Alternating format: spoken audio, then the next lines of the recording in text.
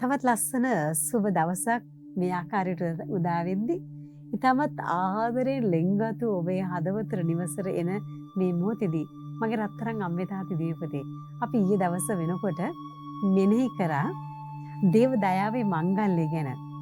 දේව දයාව අපි කොහොමද ජීවත් කරවන්නේ කියලා. ඉතින් මේ දේව දයාව ලෝකයේ තුල ජීවත් කරපු අපේ කාල පරිච්ඡේදය තුල හිටපු බොහෝ දෙනෙක් ඉන්නවා. තෙරේසා මෞතුමිය කියන්නේ අපි හැමෝම නිකන් ලෝකෙ හෙල්ලෙන්නට දයාව පූජා කරපු උත්තමියක්. ඉතින් ඒ වගේම තමයි පෝප් ෆ්‍රැන්සිස් කියලා කියන්නේ.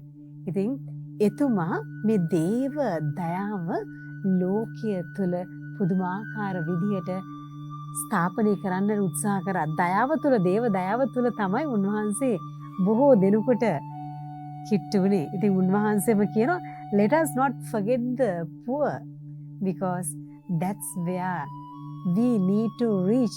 අපි දුප්පත් අයව අමතක නොකරපු අපි ඒ අයව අනිවාර්යෙන්ම ස්පර්ශ කළ යුතුමයි. අපි ඒ අයත් එක්ක සිටිය යුතුමයි.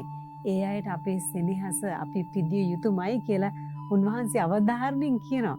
උන්වහන්සේ ඇත්තටම මම හිතන්නේ වතිකානුව තුල පවා මේ සියලු වෙනස්කම් ඇති කරන්නට ඒ වගේම පාප වහන්සේ කෙනෙක් හැටියට ලෝකයේ තුල මහා බලගතු වෙනස්කම් සිදු කරන්නට පුළුවන් උනේ මේ දේව දයාව කියලා කියන එක. ඇත්තටම තමුන්ගේ ජීවිතය තුළ ජීවත් වෙච්ච කෙනෙක්.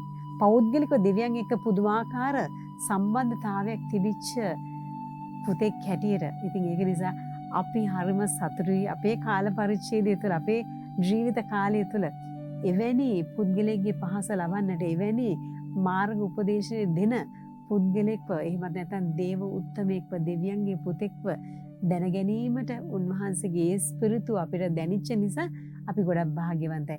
හැබැයි භාග්‍යවන්තයි කියලා එතන ඉඳලා හරියන්නේ නැහැ. එහෙමනම් මේ දයාව අරගෙන අපි යමු. අසරණ දුප්පත් අය හොයාගෙන අපි යමු. ඒ අයට සරණයක් වෙන්නට, පිහිටක් වෙන්නට, ආශිර්වාදයක් වෙන්නට.